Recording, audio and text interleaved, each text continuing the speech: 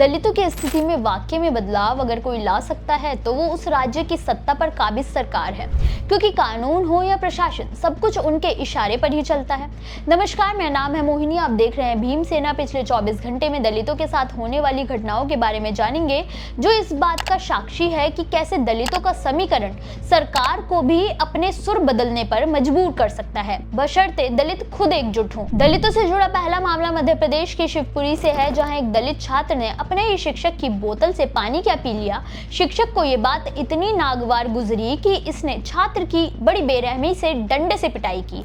ये मामला शिवपुरी जिले के कोलारस थाना क्षेत्र के उकावल गांव का है, जहां शासकीय प्राथमिक स्कूल में क्लास 4 में पढ़ने वाले 8 साल के दलित छात्र के साथ ये अमानवीय हरकत की गई। पीड़ित छात्र के साथ ये घटना 27 जुलाई को घटित हुई थी, जिसके बाद 28 जुलाई को उसके पिता राज जाटव ने पुलिस में शिक्षक लोकेश शर्मा के खिलाफ मामला दर्ज कराया।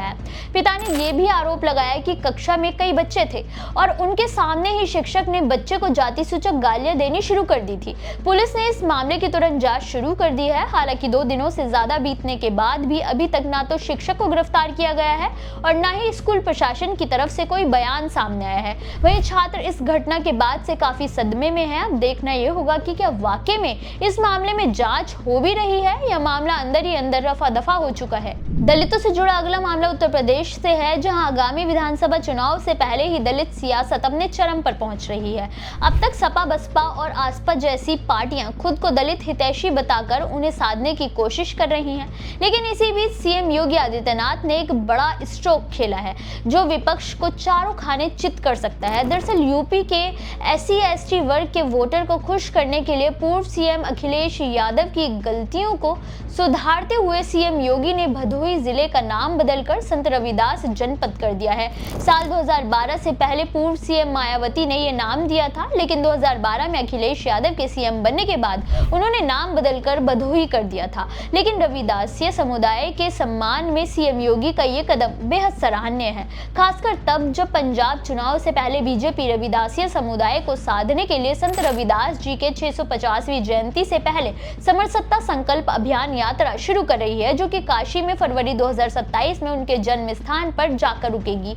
ऐसे में उससे पहले यूपी में इतना बड़ा बदलाव बीजेपी के लिए क्या पंजाब की राहें आसान करेगा, ये देखने वाली बात होगी। दलितों से जुड़ा अगला मामला राजस्थान के बाड़मेर से है, जहां जातिवादी दबंगों द्वारा अपनी जमीन हड़पे जाने के बाद एक 60 साल का बुजुर्ग पिछले 55 दिनों से जिला कलेक्ट्रेट के सामने अकेले ही मौन धरने पर बैठा हुआ था। भीषण गर्मी और तेज बारिश ने जब उसका हौसला कमजोर नहीं किया, तब जाकर प्रशासन भी नींद से जागा। ये मामला बाड़मेर जिले के देदूसर गांव का है। पीड़ित अंबाराम मेघवाल ने करीब 2 महीने पहले राणा राजपूतों के खिलाफ मामला दर्ज कराने की कोशिश की थी कि उसकी पुश्तैनी जमीन को राजपूतों ने जाली दस्तावेज दिखाकर जबरन हड़प लिया है। उन्होंने कई बार पुलिस थाने के चक्कर लगाए, लेकिन जब वहां से न्याय की उम्मीद नहीं दिखी तो जिला मुख्यालय के सामने तंबू गाड़ कर मौन धरने पर बैठ गए। करीब 55 दिनों तक वो ऐसे ही धरना दे रहे थे, लेकिन स्थानीय मीडिया को जब उसकी खबर लगी तो उन्होंने पीड़ित की अपील को सोशल मीडिया पर डाल दिया, जिसके बाद चौहाटन के स्थानीय बीजेपी विधायक अदूरम मेघवाल खुद उनकी सुध लेने पहुंचे,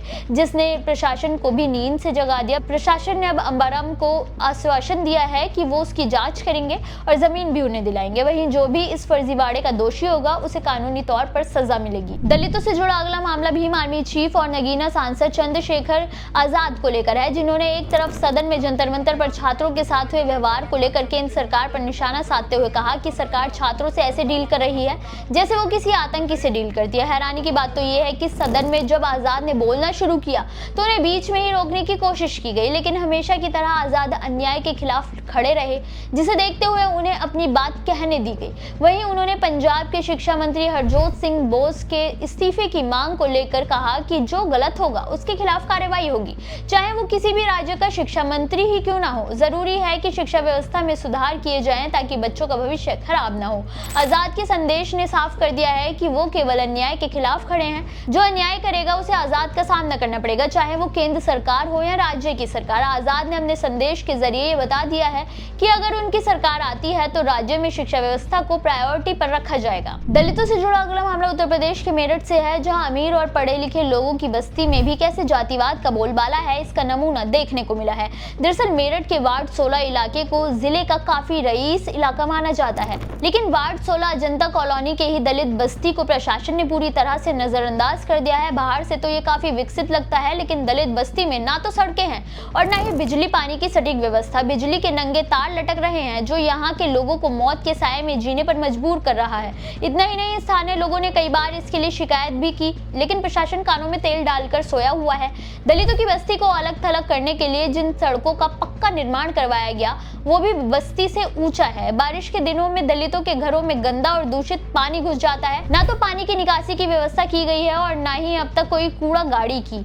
सड़कों पर गंदगी कई कई दिनों तक फैली रहती है। यहाँ रहने वाले पीड़ित परिवारों का कहना है कि वो इस नरकीय जिंदगी को जीने के लिए मजबूर है। नेता केवल चुनाव के समय चेहरा दिखाते हैं और फिर उनका हाल तक जानने की जरूरत किसी को महसूस नहीं होती है।